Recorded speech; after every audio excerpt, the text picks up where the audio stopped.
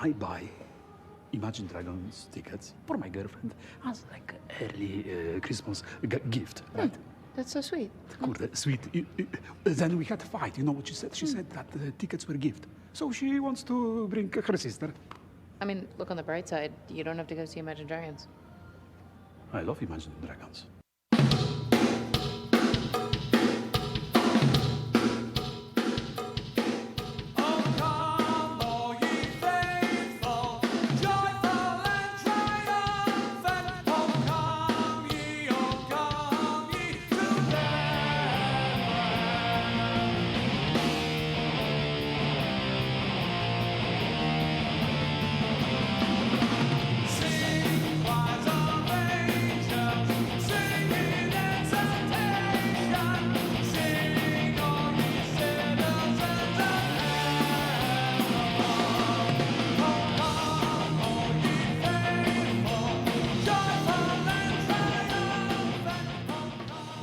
Oh, hello, Popheads. It's December. That means it's time to celebrate Christmas. Welcome to issue 192 of the TomCast POPCast. My name is, of course, Tom, and I want to thank you so much for listening to this quality, independent pop culture podcast. Please be sure you're following us on the social medias, TomCast POPCast on Twitter and Instagram. Email the show, tomcastpopcast@gmail.com. Make sure you're liking and subscribing on whatever platform it is you listen to. Apple Podcasts, Spotify, Stitcher, iHeartRadio, Google Play, Pandora, Audible, Amazon, and so many, many more. Thank you for being here. Welcome back. We are delayed. We are so delayed on getting the shows out right now. I'm sure most of you know what's going on. I have been relocating the TomCast studios and my entire home. So things have been crazy, hectic, unpredictable, and difficult to pin down. But if there's one sign that we are meant to do this show today, to review the first 3 episodes of Hawkeye on Disney+, it is the fact that I'm looking out my window at an entirely purple sky. The clouds, the sun, all of it hitting just right to give this purple aura to the sky out my window right now. And if that's not a sign that we're supposed to be talking about Hawkeye, I don't know what is. Big shout out to Twisted Sister for providing the music for today's opening that they're not even aware that they did. So thank you to Twisted Sister. Your Christmas album is a delight. Thank you so much. That's right. So we're here. We're finally going to talk about those first 3 episodes of Hawkeye. And I know what you're thinking, but Tom, episode 4 comes out tomorrow. Yeah, that's true. But what are you going to do? We got to catch up. It's all we can do. All we can do is play catch up right now. We got a lot to cover. A lot happens in this episode, in these first 3 episodes. I want to go ahead and give out our main cast. I mean, how do I best describe the show? I guess we'll give a lot of the behind the scenes credit to Jonathan Igla for helping develop and bring this story to the screen. He's brought an incredible crew of directors and writers on board. I think they're doing a bang up job with this show thus far. And they're letting the cast really, I think, have a lot of fun, particularly Jeremy Renner and Haley Steinfeld as Clint Barton and Kate Bishop, respectively. The cast also includes Via Farmiga as Eleanor Bishop, Kate's mother, Tony Dalton, who I think we'll talk more about later in this episode, but he's an actor that I find delightful, and him is Jack Duchesne, who we believe will be the swordsman at an upcoming point. I'm very intrigued by all this. And then a veritable cast of other wonderful players in the show. But those are sort of our main 4 figures thus far. Though, listen, let's be perfectly honest. I think we all know who's going to appear in the show at some point. And if you don't know who I'm talking about, we're just going to say it now. Yes, I totally believe that Florence Pugh will appear on this show as the new Black Widow, Yelena Belova, Natasha's sister. I don't know if that's a fact. It just feels like it's going to happen, right? If it's a fact and I've missed that announcement, by all means, call me a silly man, and that's okay. I don't mind if you do, because it's true. One of the things I want to talk about with this series before we kind of really get into the nitty gritty of it is, we've talked a little bit in the past about creators' rights and how Marvel, I think we've all read the stories if you haven't heard them directly from comic book creators. Marvel Studios, Disney, just making billions of dollars hand over fist, just raking in cash raking in cash. And again, there's nothing wrong inherently with profit. I mean, we live in a capitalistic society. If you have problems with that, that's, you can move. I don't. We're not going to be able to upset that apple cart in our lifetimes. Let's put it that way. I don't think so. Capitalism is here for the duration of my lifetime at the very least. And so yeah, making money. But there needs to be, as we have asserted, there needs to be more of a system in place to compensate the creators from which they are lifting so heavily. Our primary example in recent memory is when Ed Brubaker, the insanely gifted and talented comic book writer, one of my personal favorites. I recommend much of his stuff on the Patreon episodes, where I talk about him ad nauseum to the Patreons. He's the man who and we've talked about him on the podcast too, so the name should be familiar to anybody. But he's largely responsible, with the help of artist Steve Epting, for bringing Bucky back to life and creating the Winter Soldier. So, yes, Ed did not create Bucky, but he created the Winter Soldier persona that Bucky inhabited. And Marvel threw pennies at them.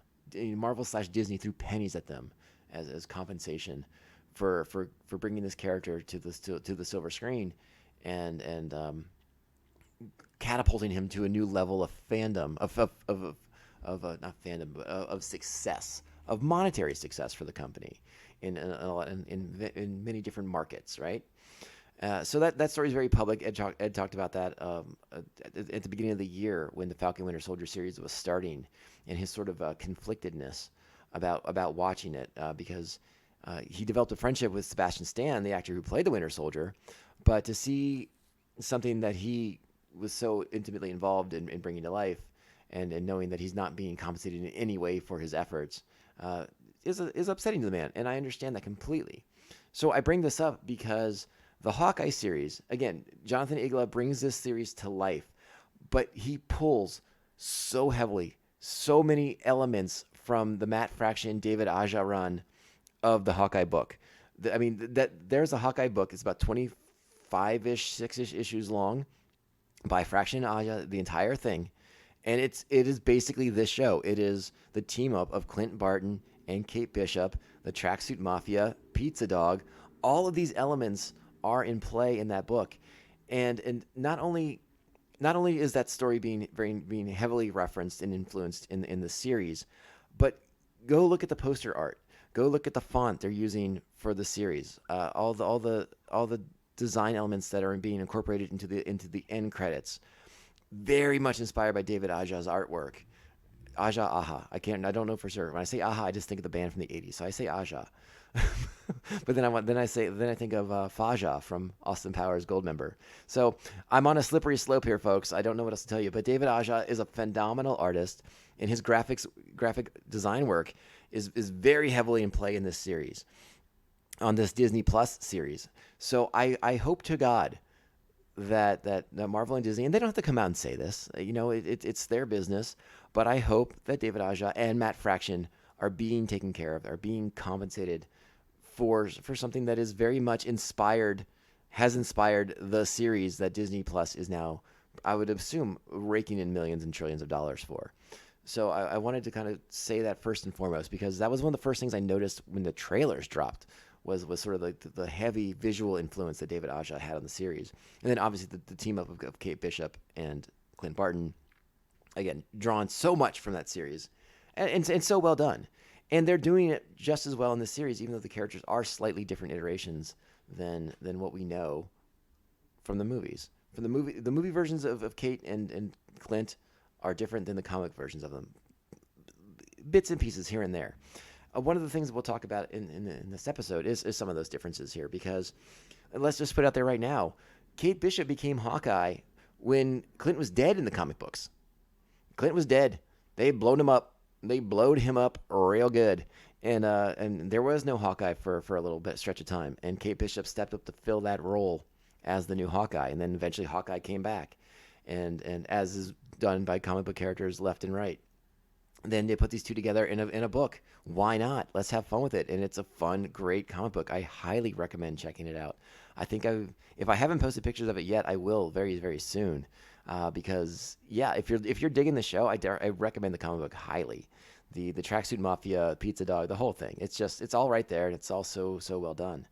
And again, I like this series a lot. I just want to put a little bit of a spotlight on the comic book that is so obviously heavily influenced its look and its feel. Now, again, the show is its own, and I like that. I like that a lot. And I know. Listen, let's talk honestly for a minute. For whatever reason, that maybe is a little bit beyond me. Jeremy Renner kind of gets shit on for being Hawkeye.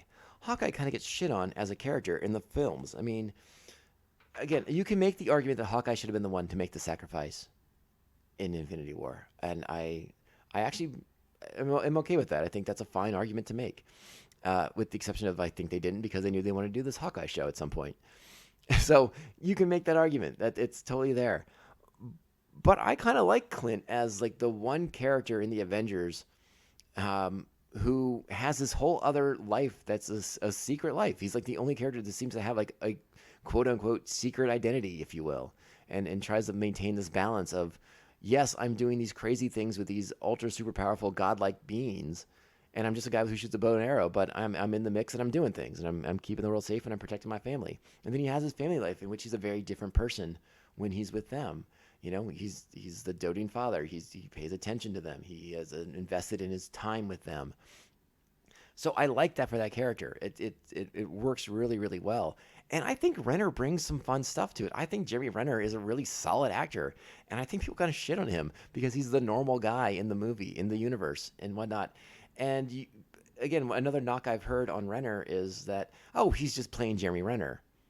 Okay, fine. You can cop to that, but you have to cop to the fact that Robert Downey Jr. is just playing Robert Downey Jr. in Iron Man. If you're willing to say that, then you and I got no problems. We're A-okay. But if you're not Jeremy Renner for being Jeremy Renner, you gotta say the same thing about RDJ. That's all I'm going to say about that. I think Renner's doing a nice job. I like his dynamic with Haley Steinfeld. I like the way those characters go back and forth with each other. And I like how their relationship has grown in each episode as they go through more harrowing things with one another. I think the show's off to a really solid start. The 3 episodes, the third episode in particular, I think is outstanding and features probably the best car chase in the Marvel Universe because it's just so good. And if you haven't watched it yet, by all means, make sure you do because it is a delight. But yeah, so these characters get drawn together because Kate goes to a very, very, her family's involved in security. Her mother is dating a guy who has connections to the underworld in some sense. We don't know much about him just yet, but they're at this high society event. There's an underground auction, and this is what spurs things because people are recovering of the materials recovered from the Avengers headquarters when it was all blowed up during Endgame, right? Remember, all the Thanos' ship comes out and blows the base up, and I guess there's all this Avengers property that's making their way into the black market. Now that makes a ton of sense, but what it also tells me is that superheroes are not very good at cleaning up their messes, and that is really annoying. Like, come on, guys, a little bit of civic responsibility here. Pick up your trash. Just pick it up. You can take it to the recycling bin. You can take it to the compost heap. You can take it to the garbage dump. You have a veritable cornucopia of options for your goods. I mean, they just win the day and walk away, right? I mean, that's the joke.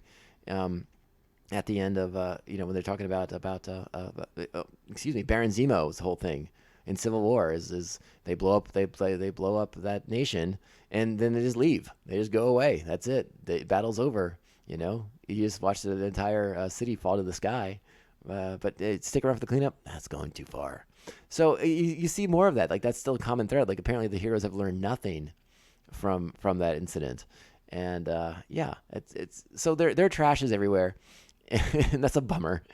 And the Ronin suit pops up at this black market auction that Duchesne is involved in, and apparently he's very interested in it because Ronin had a sword, and Duchesne, we find out, is very into swords because we think he's the swordsman. That seems to make some sense. Now, Swordsman is an interesting character in the comic books because in comic book world, Swordsman trained Clint Barton in many aspects of fighting and technique with a blade and many other weapons. Will they go that route? Will Clint Barton see Duchesne and recognize him on this show next episode? I don't know. I guess that's a possibility, right? I mean, they're roughly the same age. Tony Dalton may be playing him a little bit older. I'm not positive on that. I guess we're gonna have to see what happens when we open with episode 4 because of the way episode 3 ended, with Duchesne pulling a blade on Ronan, or not Ronan, but on Renner, on Hawkeye himself, on Clint Barton, if you will, because there are 2 Hawkeyes in this show basically. But again, this show very much feels like a mantle passing as we gear up towards more Young Avengers centric material. I think by the end of this episode, if Clint lives, I assume he will. But if he doesn't, again, that's more of an official passing of the mantle. But I think at the very end of this, like, Clint walks away. He turns it over to Kate, and he's able to go live with his family out in the middle of the woods. I mean, he clearly would rather do that than be involved in superhero thing. Remember, he's drawn back to New York because he gets invited to that musical, right? His kids want to go see the musical in the city, and they're in New York for the Christmas time. And you can see Rogers the Musical, which, gosh, I hope we get to hear more songs in that movie because it did something else. Let me tell you what. That song they played in that first episode is something else. Holy smokes. But I digress. So, yeah, there's a lot going on in the series. There's a lot going on as far as setting these things up. But I think the pacing on the shows has been really, really nice. And that's one of the elements that I've really liked thus far the most, is that the episodes move. There's a lot going on in them, but they all move really quickly. Yeah, they just move really quickly and they get to the point. It's good action. It's a good balance of action, humor, the plot development. Obviously, we're going to get some more time with Tony Dalton's character. If you haven't seen Tony Dalton before, or if he just looks familiar to you, if you haven't seen him in Better Call Saul, highly recommend. He is a menacing character when he wants to be. Like, that actor can turn on the fear factor pretty easily, and be just menacing and intimidating like nobody's business. So I'm very excited to see what he brings to this role, if he is in fact swordsman, and we get to see him kind of suit up in something later and get into some wild altercations with Clint and Kate. Another great episode or moment from this, I believe it's in the second episode. I do apologize if things are a little jumbled in my brain, but Kate knows he's up to something because she found the black market auction going on at that event they were at in the first one, and she believes him to be intimately involved in it. And she forces him to fight because he obviously has this obsession with swords, and she's done fencing, so they're gonna fence, and he just gives her nothing, and it pisses her off so much. And I thought it was a really, really a wonderful, delightful moment of just utter frustration between Kate's character as she's attempting so hard to protect her mother and expose this person as someone with ill intentions and possibly a criminal connection. Going back to the auction, though, because that's when the Tracksuit Mafia breaks into the place. They're looking for a watch. And I'm trying to think to myself, what watch in the Marvel Cinematic Universe is super, super important? And the only thing I can think of, and again, if this has been, I'm sure this has been discussed on the internet ad nauseum, but I've been a bit busy, so I don't know. But I sort of wondered if maybe it was like the watch that Tony uses in Iron Man 2 that he turns into like a repulsor blast. I don't know. I'm trying to think of more watches. The only time I can think of like watches that do cool shit is James Bond, though. So I'm sort of drawing a blank, and I haven't done my homework necessarily on that front. But again, for the show, I'm along for the ride. Let me have the surprise. I don't need to have the internet deduce it for me. So there's my 2 cents on that.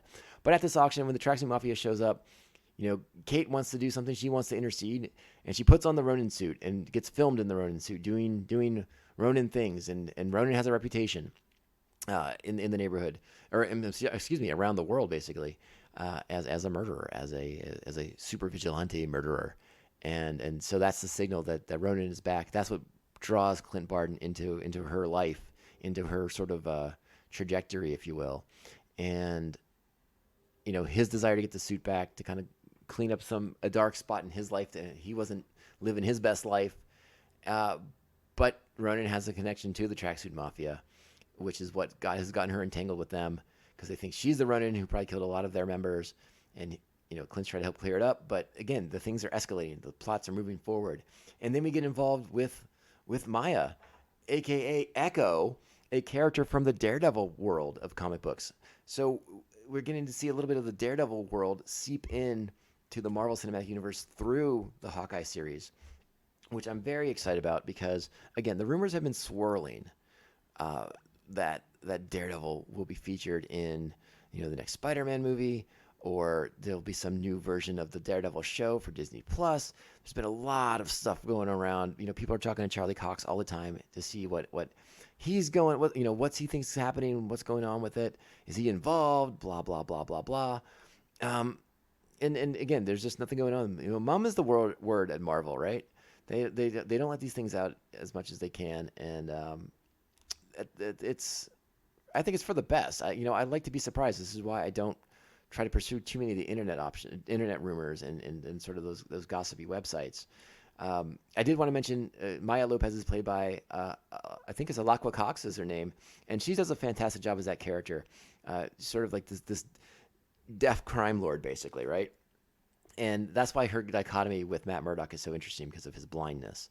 So they have this wonderful chemistry and dynamic relationship with each other because of their perceived disabilities and how it sort of has elevated them into the people that they are. So a wonderful dynamic to explore with Daredevil if we get to that point, if we get there. And again, we talked about Yelena Belova potentially showing up.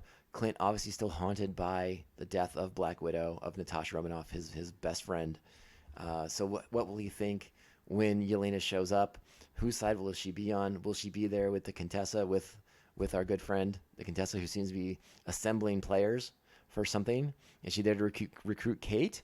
Is she there to recruit Clint? There's a lot to kind of parse out there. Yeah, but I also assume that Julia Louis-Dreyfus will have a cameo in this as well, as she's been popping up in all these Marvel series. And well, I guess she wasn't in Loki, but or was she? No, I can't remember. Anyways, I wouldn't be surprised if we got another appearance from her as well in this, as she again recruits more people to whatever cause, whatever mission she's trying to handle, I guess is the word I'm going to use there, for whatever purpose, whether nefarious or good intention. I guess we don't know just yet. We're waiting to find out. Is it a new Thunderbolts? Is it something else? Is she going to run like a version of the Dark Avengers? Again, I don't think they'd call themselves the Dark Avengers, but in the comic books, the Dark Avengers were actually bad guys masquerading as the good guys. Like Bullseye was Hawkeye and Venom was Spider-Man. It was a whole thing. It was a less subtle version of Thunderbolts, which was like actually bad guys making up new identities as superheroes to masquerade as superheroes. It's a whole thing. It's a whole thing. We'll talk about it another time. It's fine. I don't feel like I've mentioned Haley Steinfeld as much on this episode, on this breakdown, but I'm really enjoying her character. I think she brings a lot of fun energy to it. She has this really unique young person's mentality, like that clip we played at the beginning of the show, where she's attempting to engage with the tracksuit mafia guy, and again, it's just sort of like this. I don't want to throw the word. I don't think millennials is the right word anymore, because I think millennials are all in their 30s now. So whatever the next generation is, it's just sort of like this more non-aggressive approach to dealing with conflict resolution, right? So she's attempting to hash out with this guy his relationship problem. There's something about that. I don't know. It just sort of resonates with me. It sort of works because it's just so antithesis of like the tried and true superhero methodology of just punch him in the face.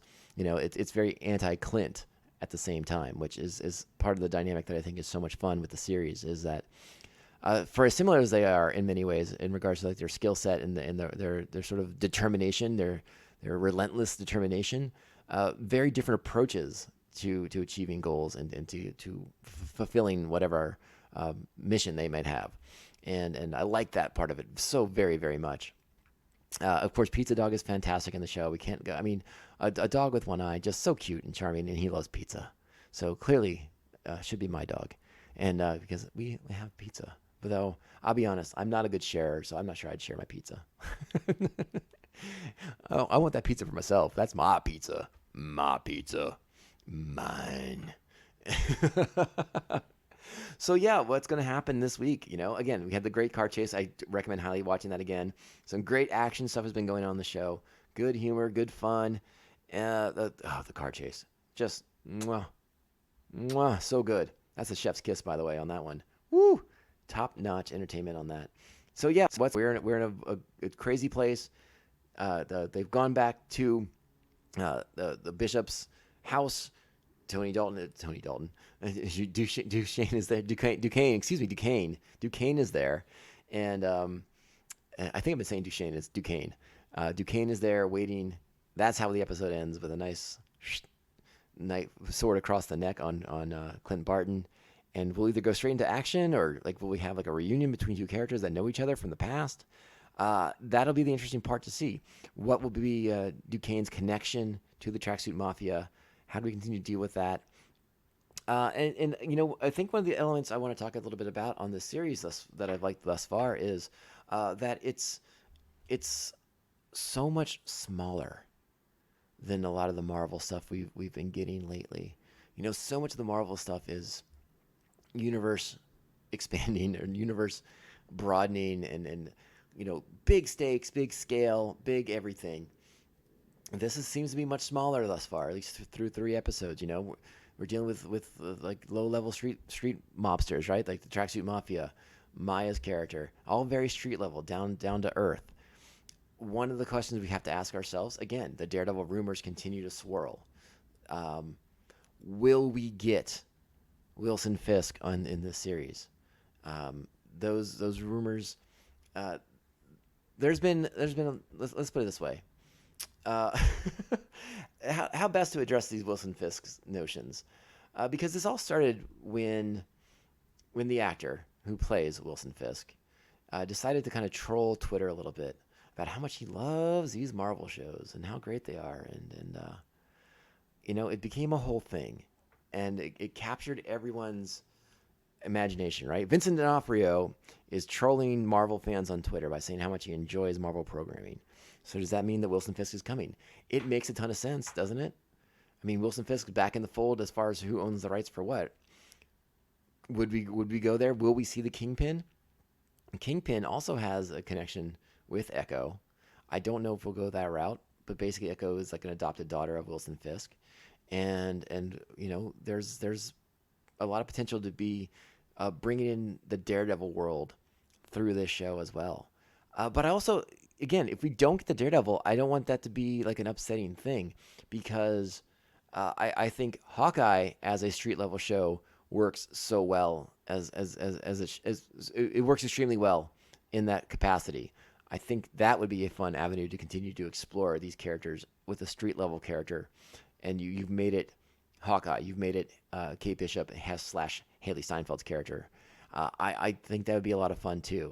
So if we don't get Daredevil, I don't want, again, we don't want this to spin into like one of these Mephisto sort of situations where it's like, oh, well, the Hawkeye show sucked because we didn't get Daredevil at the end.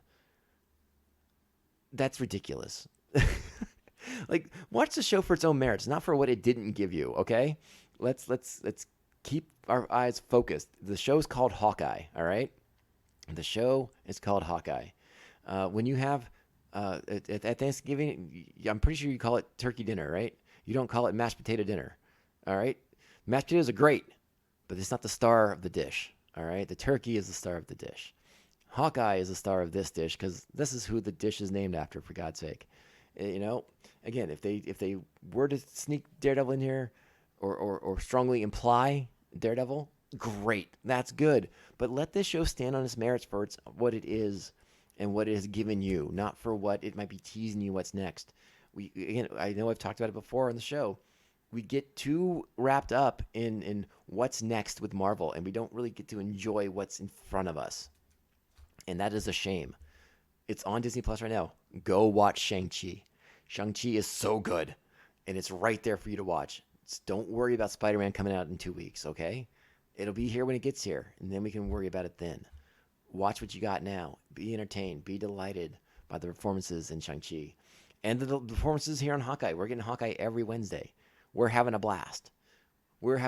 And listen, I'm not going to lie. Like, I think there's a very real possibility that there could be some sort of Spider-Man crossover kind of thing maybe going on. It's possible that episode 5 will have some sort of hitch into Spider-Man, into, beyond, I don't know, was it No Way Home?